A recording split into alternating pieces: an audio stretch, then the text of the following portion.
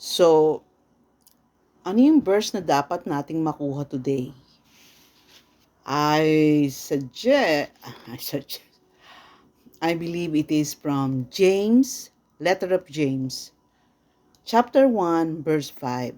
Gusto ko kasi yung verse na nakakatulong, yung may halaga. If any one of you lacks wisdom, ask God who gives generously. So, bakit napakahalagang hingin natin sa Diyos ang wisdom? Hindi ko alam sa Tagalog yung wisdom eh. Parang napakataas na karunungan. Sinasabi nga nila, karamihang may wisdom ay yung masyadong tahimik na tao, palaisip, or mga matatanda. Kasi nga yung wisdom ay resulta ng maraming pinagdaanan. Kaya karamihan ng may wisdom, mga lolo at lola. Ang lola niya 66 na. At ako, 40 pa lang, dami na ng dinanas ko. Kaya pa nagsasalita ako, ang feeling ng iba is, ano ba to?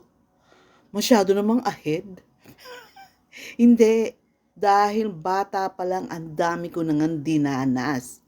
Sige nga, 19 years old pa lang ako, nakaranas ako maging breadwinner na araw at gabi ang iniisip ko ay bayad sa renta, pagkain, at saka kuryente. O, di ba? Yan ba iniisip ng 19? Sa panahon ngayon, yung may magulang ako, pero we were suffering so much problems during that time. Kasi nga, 5 kami magkakapatid. Tapos, hindi financially stable ang parents ko. At ang pinaka talagang totoong dahilan is, hindi namin alam ilagay sa sentro at unahin si God. Kasi nakukuha nga lang yun ng born again. Inuulit ko, ang born again ay hindi religion. Ang born again ay anak ng Diyos na may espiritu ng Holy Spirit. May espiritu ng Diyos. So, nasa loob niya ang Holy Spirit, kaya may wisdom. So, kung sa palagay mo, kulang ka ng wisdom, kasi yung wisdom ang mag-guide sa iyo eh. Saan didiskarte, saan makakakuha ng pera, saan mas merong blessing. Like for example, kung gusto mong hindi ka nawawala ng pera, ako, ang sikreto ko dyan is, kaya nga inaantay ko matulog muna yung nanay ko sa Cavite. Kasi pag tulog na siya, yung lahat ng tirang ulam, binabalot ko yun, dinadala ko doon sa kapitbahay namin walang pagkain. Kaya nakarating ako ng Canada eh. Blessing ni God sa akin to, regalo niya sa akin to eh. Ginawa niya ako citizen. Dahil inuuna ko, sa isipan ko, inuuna ko yung mga taong walang-wala. Yun ang secret. Sa Bible ko nakuha yun. Na kung meron ka hihingin sa Diyos, ang una mong gagawin is magbibigay ka.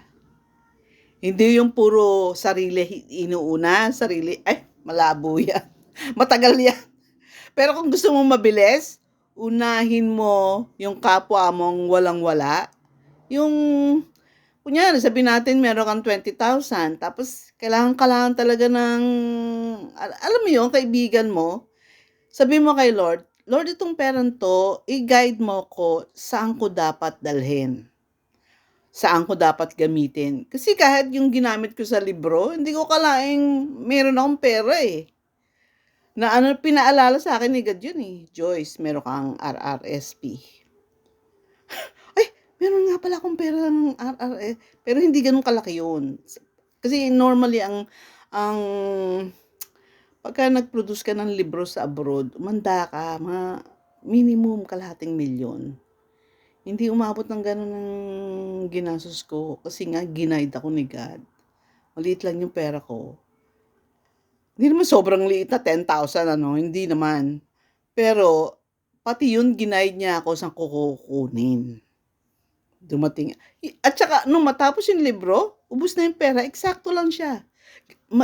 Mahilig si God sa ganun. Yung pa nagbibigay laging, enough for today. Kasi yung para bukas, meron ako para sa iyo. Hindi siya yung estilo ng mga tao na, "Ay, para ma-secure tayo kinakailangan meron tayong milyon-milyon sa bangko." Hindi gano'n si God. Ang style ni God is, yung kailangan mo lang today, do'n ka lang mag-focus. Kasi yung bukas, ako bahala do'n. So, gusto niya ng walang anxiety, gusto niya ng wala kang stress. Gano'n kagaling si God. Kaya nga ang way para humingi sa kanya is, huwag kang humingi ng materyal, mamigay ka. Do'n sa talagang kailangan, ha. Pagkatapos, yung para sa sarili mo, ako ang sikreto ko is, hindi ko alam kung dapat ko sabihin sa inyo 'to kasi maraming hindi Catholics, eh. Ako, ang ginagawa ko yung mga saints, kinakausap ko, sinasabihan ko, "Lord, thank you for your saints, and can you please tell them to pray for me and my family, and for whatever I will need." Hindi ako nagsasayang, eh.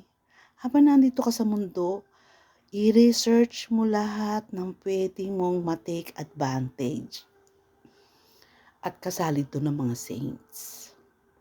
Kaya I'm very grateful I'm Catholic kasi talagang inaral ko ang mga Catholic teachings. Nabasa ko nga, na-research ko nga, eh, na ang Catholic ay talagang ang pinanggalingan niyan ay Judaism. Ano ba yung Judaism? Yung religion ng mga ng mga Jews, ng mga Israelites. Eh, 'di ba, saan ba nanggaling si Christ? Si Christ ay galing sa lahi ng Israelites. Christ is a Jew. At, kaya tinawag nilang Judaism 'yon kasi ano 'yun, eh, what do you call this? Magkaka iba-ibang magkakapatid na ang tawag dito, yung mga magkakapatid na anak ni Jacob. Kasi nga si Jacob sa totoo lang, ang binigyan ng pangalang Israel ni God. Binago ni God yung pangalan niya. Instead na Jacob, tinawag siya ni God na Israel. At lahat ng anak niya, isa doon is si Judah. Si Judah ay naging loyal kay Yahweh. Nagrebelde yung 10 tribes, eh. So, si Judah yung binigyan nung ganong karangalan na tawaging, what they call this, Judaism, yung religion ng mga Israelites. And dun galing ang Catholics. And I'm proud of that. Hindi naman kinakailangan maging Katoliko para pumunta sa langit. Ang kailangan mo si Kristo.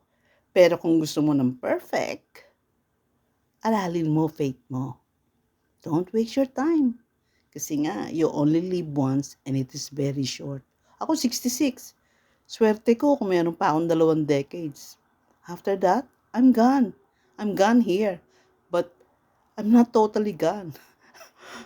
I'll be living the next better life. Dapat meron kayong ganong hope kasi masarap yun. Bye guys.